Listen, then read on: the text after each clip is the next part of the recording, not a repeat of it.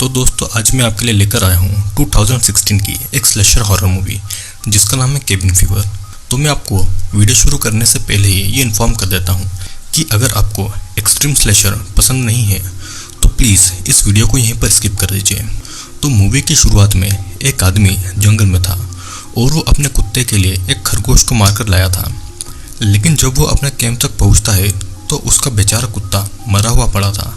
उसकी हालत बहुत ज़्यादा खराब थी और उसकी पूरी चमड़ी पर इन्फेक्शन था। और तो और उस कुत्ते का खून अब इस आदमी के ऊपर आ गया था। सीन यहीं पर कट होता है और शिफ्ट होकर कुछ दोस्तों के पास आता है जो कि अपनी जीप में बैठकर एक दूर दराज के जंगल में बने केबिन में वेकेशन बनाने जा रहे थे और इसीलिए उन्होंने एक पूरा के पूरा केबिन ही रेंट पर लिया हुआ था। कार में टोटल 5 दोस्त थे। जेफ और मार्सी कपल थे और एक कार में आगे बैठे हुए थे। कैरेन, बेर्ट और पॉल पीछे सीट पर थे। वे रास्ते में एक छोटे से स्टोर पर रुकते हैं जहां से वो अपनी ज़रूरत का सामान खरीद लेते हैं। उन्हें वहां पर एक छोटा सा बच्चा एक क्रीपी सा रिबिट मास्क पहने दिखता है। पॉल उस बच्चे को हेलो बोलने गया था, लेकिन वो उसका हाथ पकड़कर उस पर काट लेता है। उस बच्चे के पिता स्टोर से बाहर आकर उसे यानी कि डेनिस को डांटते हैं और जेफ उस आदमी से बहस करता है कि उसने अपने बच्चे को संभाल कर रखना चाहिए। और इधर पूरा ग्रुप उस शॉप में रखे हुए अजीबोगरीब चीज़ों को देख रहा था और पॉल तो पीछे अपने हाथों को धोने गया था। इस शॉप का ओनर आकर सभी को बताता है कि जंगल में जाना ठीक नहीं है क्योंकि जंगल में एक लाइम डिजीज नाम की एक स्किन डिजीज फैल रही है। कुछ दिन पहले कुछ हाइकर्स पहले भी जंगल में गए थे और उन्हें भी इस बीमारी ने जकड़ लिया। फिर सभी जीप में बैठकर अपने केबिन की ओर निकल जाते हैं और जीप में ही कैरेन पॉल के हाथ को फर्स्ट एड करती है और फिर जल्दी सभी अपने लेक के किनारे बने हुए केबिन में आ गए थे। सभी नोटिस करते हैं कि इस एरिया में नेटवर्क वीक है और फ़ोन या इंटरनेट भी ठीक से काम नहीं कर रहा है। केबिन में आने के बाद मौका देखकर जेफ और मर्सी ऊपर बेडरूम में चले गए थे और पॉल बाहर आकर व्यू एंजॉय कर रहा था। बर्ट अपने साथ में असॉल्ट राइफल लाया था। उसे राइफल चलाने का कोई एक्सपीरियंस नहीं था, वो बस अपने वीडियो गेम की स्किल्स की प्रैक्टिस करने के लिए इस राइफल को लेकर आया था और उसे चेक करने के चक्कर में गलती से उससे वो राइफल चल जाती है और पॉल बार बार उसकी गोलियों से बचता है। बर्ट को वीड पीने की आदत थी, लेकिन यहाँ पर कोई भी वीड नहीं लाया था और इसीलिए वो पगला रहा था। बर्ट वहाँ पर एक आग लगा देता है और जंगल में शिकार के लिए निकल जाता है। इधर कैरेन लेक के किनारे अपने फोटोज क्लिक करके उसे सोशल मीडिया पर अपलोड करने को ट्राई कर रही थी और वहाँ पर पॉल उसे अप्रोच करता है और कैरेन उसे स्विमिंग के लिए ऑफर करती है। दोनों थोड़ी देर लेक में स्विमिंग करते हैं एंड देन वो थोड़ा सा रेस्ट भी करते हैं। बर्ट अब जंगल में पहुंच गया था जहां पर वो अपनी गन की प्रैक्टिस कर सके और अनजाने में वो एक आदमी को शूट कर देता है। उस आदमी को किसी तरह की बीमारी थी और उसकी स्किन से खून बह रहा था। वो बर्ट से मदद मांग रहा था, लेकिन उसकी मदद करने के बजाय बर्ट उससे डरकर वापस केबिन की ओर भाग जाता है और वापस आकर वो किसी से बात किए बिना ही केबिन में घुस गया था। फिर रात के समय सभी कैंप फायर के पास बैठकर अपनी अपनी स्टोरी शेयर कर रहे थे और तभी अचानक से ग्रिम नाम का एक स्ट्रेंजर अपने कुत्ते को लिए वहां पर आ गया था। सब उसे जाने को कहते हैं, लेकिन उसके पास में वीड यानी कि माल था और इसी कारण उसे ग्रुप में इन्वाइट कर लेते हैं। फिर वीड स्मोक करते करते वहां पर बारिश होने लगी थी और ग्रिम भी वापस चला गया था। सभी अब केबिन में थे और उन्हें लग रहा था कि ग्रिम वापस आएगा, लेकिन गेट पर वही खून में लथपथ आदमी था जो कि बर्ट को मिला था। वो सभी से मदद मांग रहा था और वो बर्ट को पहचान गया था। बर्ट फिर से दरवाज़ा लगा के ये कहता है कि उसे किसी तरह की बीमारी है और सभी को वो बीमारी हो सकती है। बाहर रखी हुई जीप का दरवाज़ा खुला था और इसीलिए वो आदमी उसमें बैठकर जीप को अंदर से लॉक कर लेता है। वो कहीं भागने वाला था और तभी वो खून की उल्टियाँ करके पूरी कार को खराब कर देता है। उस आदमी को बाहर निकालने के लिए पॉल बेट से कार की विंडस्क्रीन को तोड़ता है और बर्ट उसे भागने से बचाने के लिए कार के टायर को गन से पंचर कर देता है। जब वो बाहर आता है तो मार्सी उसके ऊपर पेट्रोल छिड़क देती है और सभी देखते हैं कि उसकी स्किन में कीड़े पड़े हुए हैं और वो उसे खा रहे हैं और इसीलिए जेफ उस पर आग लगा देता है और वो आदमी जलता हुआ वहाँ से भाग गया था। अब इस इंसिडेंट के बाद सभी डरे हुए थे और वो ये कह रहे थे कि जो भी उन्होंने किया वो सेल्फ डिफेंस में था। कैरेन का कहना था कि पुलिस को खबर कर दी जाए क्योंकि ये एक एक्सीडेंट है और वो डिसाइड करते हैं कि अगली सुबह वो कार को पूरी तरह से साफ करके पुलिस में रिपोर्ट करवाएंगे। लेकिन अगली सुबह सभी आपस में उस कार की तोड़फोड़ के लिए लड़ रहे थे और तंग आकर मार्सी वहां से खुद अकेली हेल्प लेने के लिए निकल गई थी। केबिन में कैरेन कल के इंसिडेंट से बड़ी परेशान थी और पॉल उसे शांत करने के लिए उसे पानी पिलाता है ताकि वो शांत रहे। बर्ट और जेफ कुछ किलोमीटर तक पैदल ही किसी की मदद लेने के लिए निकल गए थे। वो एक पुराने वेयरहाउस में पहुंचते हैं जहां पर एक लेडी बड़े से पिग को बीच में से काट रही थी और ये पिग भी बिल्कुल सड़ चुका था। जेफ और बर्ट उससे मदद मांगते हैं और लेडी उन्हें अपने घर पर इनवाइट करती है। घर के अंदर ये लेडी अपने खून से भरे हाथों से उन्हें पानी पिलाती है और उनकी परेशानी पूछती है। जेफ बताता है कि कल रात उन पर एक अननोन आदमी ने अटैक किया।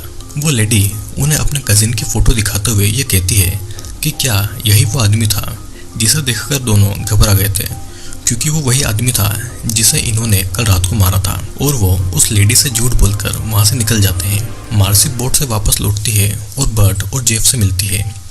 इधर पॉल केबिन में था जहां पर पुलिस की कार आई थी और विंस्टन नाम की एक ऑफिसर वहां पर कल रात के पार्टी की इन्वेस्टिगेशन करने आई थी और पॉल उसे बताता है कि कैसे एक बीमार आदमी ने उन पर अटैक किया। और तभी कैरन अंदर से निकलती है, लेकिन विंस्टन उसे वापस अंदर भेज देती है। फिर जब वो ऑफिसर चली गई थी तो पॉल और बर्ट उनकी जीप को साफ कर रहे थे और उन्हें लग रहा था कि कहीं वो ऑफिसर फिर से आकर इस कार को नहीं देख ले।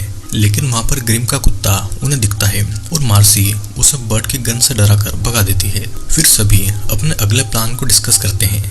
जेफ का कहना था कि ऑफिसर को सब कुछ सच बताकर यहाँ से जैसे तैसे निकल जाए। कैरन यहाँ पर थोड़ा बीमार फील कर रही थी और इसीलिए वो रूम में जाकर सो गई थी। थोड़ी देर के बाद में पॉल उसके पास आता है और कैरन उसे भी अपने पास इनवाइट करती है। बाहर बर्ट कार का टायर चेंज कर रहा था और जेफ उसकी गन लिया था। तभी ग्रिम का डॉग वापस आकर उनके पास आता है और जेफ उसे डराने के लिए शूट करता है, लेकिन वो वहां से नहीं भागता। केबिन के अंदर पॉल और कैरन लेटे थे और पॉल पहले तो उसके बाल पीछे करता है, फिर वो धीरे से अपना हाथ उसके पैंट्स में डालता है और कैरन उसे ऐसा करने से रोकती है। पॉल जब हाथ बाहर निकालता है तो उसका हाथ पूरा खून से लाल था। जब वो ब्लैंकेट हटाते हैं तो कैरन के पूरे पैरों पर ब्लीडिंग हो रही थी और उसे भी स्किन डिजीज हो गई थी। फिर सभी वहां पर आते हैं और देखते हैं कि कैरन का इन्फेक्शन और बढ़ रहा है। सभी उससे डर रहे थे और इसीलिए बर्ट कैरन को बाहर एक शेल्टर में लॉक कर देता है। फिर सभी एक दूसरे को चेक करते हैं कि कहीं उन्हें भी कहीं इन्फेक्शन तो नहीं है। सभी फिर यह भी डिसाइड करते हैं कि उनमें से कोई एक हमेशा शेड के दरवाजे पर रहेगा ताकि वो निगरानी कर सके। पॉल मदद का इंतजार करते करते थक गया था और वो ग्रुप को छोड़ के मदद लेने के लिए निकल गया था। वो जंगल में जाता है और टॉर्च से किसी को ढूंढ रहा था, लेकिन उसे कुत्ते की आवाज सुनाई देती है। इधर केबिन में मार्सी कैरन के लिए खाना लाई थी, लेकिन कैरन मार्सी को अकेला छोड़ देने के लिए कह रही थी। पॉल मदद ढूंढते ढूंढते एक मिनी वैन के पास आता है और खिड़की से अंदर झांकता है। अंदर से एक औरत उसे ऐसा करते देख लेती है और गन उसकी ओर पॉइंट करती है। पॉल उसे समझाने की कोशिश कर रहा था और अंदर से एक आदमी बिना कपड़ों के आता है और पॉल को वहां से डरा के भगा देता है और पॉल फिर से केबिन की ओर लौट आया था। केबिन के बाहर शेड में कैमरा का फ्लैश दिखाई देता है, जिसका मतलब कि कैरन कुछ फोटोज ले रही थी। और केबिन के अंदर मार्सी ने डिनर बनाया था, लेकिन किसी का भी कुछ खाने का मूड नहीं था। जेफ चिल्लाकर कहता है कि उनमें से किसी को भी बीमारी हो सकती है और बर्ट एक ग्लास से वहाँ का टैप वाटर पी रहा था। घर के बाहर फिर से वो कुत्ता आता है, लेकिन इस बार वो भी खून में लथपथ था और खाने की तलाश में था। वो कुत्ता बाहर बने शेड के पास जाकर जोर जोर से भौंक रहा था और अचानक से वो वहाँ से गायब हो जाता है। पूरा ग्रुप आकर कुत्ते को ढूंढता है, लेकिन उस शेड पर बाहर खून ही खून पड़ा हुआ था। बर्ट डोर नॉक करता है, लेकिन कैरन कोई जवाब नहीं देती और सभी कुत्ते को ढूंढने लग जाते हैं। अगली सुबह मार्सी और पॉल कैरन को देखने आते हैं। वे जैसे ही दरवाजा खोलते हैं उन्हें कैरन पूरी खून में लथपथ दिखती है और उसकी स्किन अब सड़ रही थी। मार्सी और पॉल उसे शेड से निकालते हैं और इधर जब बर्ट कार को स्टार्ट कर रहा था तो उसकी खांसी में खून आ रहा था।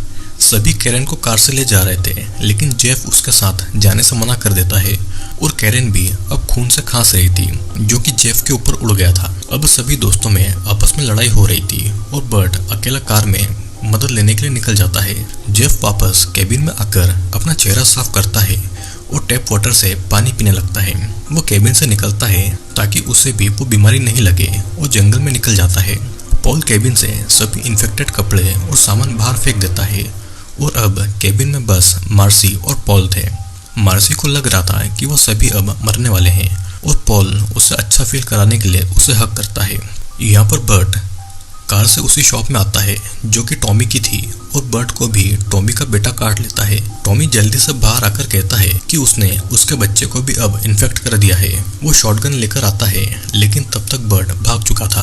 वहाँ का बूढ़ा आदमी ये कहता है कि सभी इन्फेक्टेड लोगों को मार दिया जाए ताकि ये बीमारी और नहीं फैले, और टॉमी की शॉप से बेली ट्रक लेकर निकल गया था। इधर केबिन में कैरेन दर्द से परेशान थी और पॉल उसके लिए पानी लेकर आया था। यहाँ पर बर्ट जीप से भाग रहा था और बेली और फिंस्टर उसके पीछे थे। केबिन में पॉल जब मर्सी के पास आता है तो उसके पीठ पर घाव को देखकर वो डर जाता है और जेफ को ढूंढने के लिए वो केबिन से भाग गया था। बर्ट अभी भी बेली से भाग रहा था और वो गन से शूट करता है और इसीलिए बर्ट जीप से उतरकर जंगल में भाग गया था। यहाँ पर मार्सी डिसाइड करती है कि वो बाथरूम में जाकर अपने आप को साफ करेगी, लेकिन उसके घावों से खून आना शुरू हो गया था और अब उसकी स्किन भी इन्फेक्टेड थी। पॉल लेक के पास जेफ को ढूंढने गया था, लेकिन अचानक वो आदमी जिसे जला दिया गया था वो लेक से निकलकर पॉल को लेक में खींच लेता है। वो उसे डुबाने की कोशिश कर रहा था, लेकिन पॉल जैसे तैसे बाहर निकलने में कामयाब होता है और उसे ये भी पता लग गया था कि जो वायरस है वो लेक के इस पानी में ही है।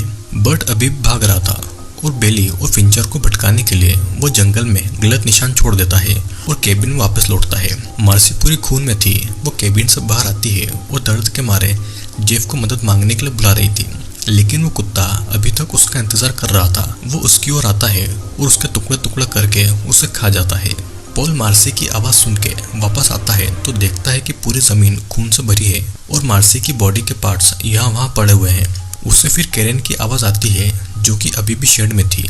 पॉल गन को उठाकर उस केबिन में उस कुत्ते को शूट करता है जो कि कैरेन के हाथ खा रहा था और कैरेन भी उसे खुद को मार देने के लिए कह रही थी। पॉल जैसे तैसे उसे मारने की हिम्मत जुटाता है, लेकिन वो गन अब जाम हो गई थी और इसीलिए वो एक फावड़े को उठाकर उसे जोर से कैरेन के गर्दन में मार देता है। वो फिर भी नहीं मरती और इसीलिए वो उसके ऊपर पेट्रोल छिड़ककर उसे फ्लेयर गन से चला देता है। शेड से बाहर आने के बाद में उसे बर्ट दिखता है जो कि पॉल को शॉप वाले लोगों से वार्न करता है, लेकिन तभी पीछे से टॉमी बर्ट के सिर को गन से शूट कर देता है। पॉल देखता है कि उसकी गन जाम नहीं थी बल्कि उसका सेफ्टी लॉक लगा था। वो उसे हटाकर एक ही बार में टॉमी, फिंचर और बेली को शूट करके उन्हें मार डालता है।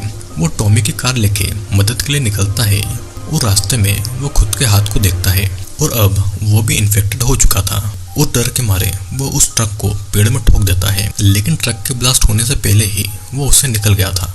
पॉल भागता हुआ एक पार्टी में पहुंचता है जहां पर ऑफिसर विंस्टन थी और उसे कहता है कि उसने उनके लिए मदद क्यों नहीं भेजी, और ऑफिसर विंस्टन को रेडियो पर केबिन के इंसिडेंट की न्यूज मिलती है और सीनियर ऑफिसर उससे कह रहा था कि कोई भी आउटसाइडर नहीं बचना चाहिए। वो पॉल को मारने वाली थी, लेकिन वो उसे नहीं मारती और उसे मेन रोड तक पहुंचने का एक शॉर्टकट बताती है। पॉल उस रास्ते जाता है, लेकिन वहां पर कोई रोड नहीं थी और अब वो निराश होकर जमीन पर बैठकर चिल्ला रहा था।